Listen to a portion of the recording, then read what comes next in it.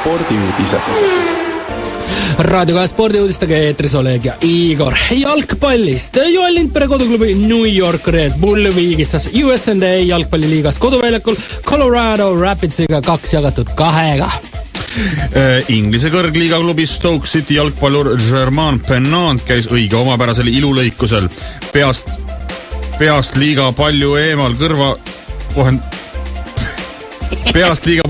kõrvad kohendati patsiendi soovil lähemale. Viibinud 3 tundi ühes Londoni eksklusiivses ilukliinikus vastas sidemes peaga Pennant küsimusele operatsiooni kohta. Mul eemaldati midagi pea küljest. Enda ääreründaja tuttavad rääkisid, lõikus maksis vahemikus 1800 kuni 3000 nael sterlingilt ning Pennant lihtsalt ei taha tõtt rääkida, sest kardab, et teda hakatakse narrima ja mõnitama. Jalgpallist veel.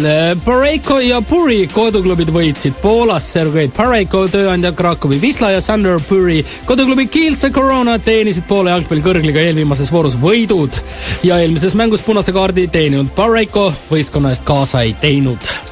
Pentus näitas 7. ja korjus 19. aega. Nimelt said nad uued suured kellad, millega on hea kõigile aega näidata.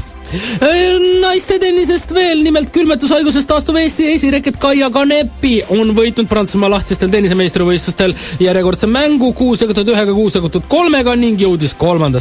ringi. Ning tänase päeva tähtsaim spordiuudis tuleb siis Eesti spordiregistrist. Nimelt on vast loodud Eesti spordiregistrid andmetel Eesti kulturistide ja korvpallurite suhe 9556-9256. Nii palju täna spordist, ilusat päeva teile!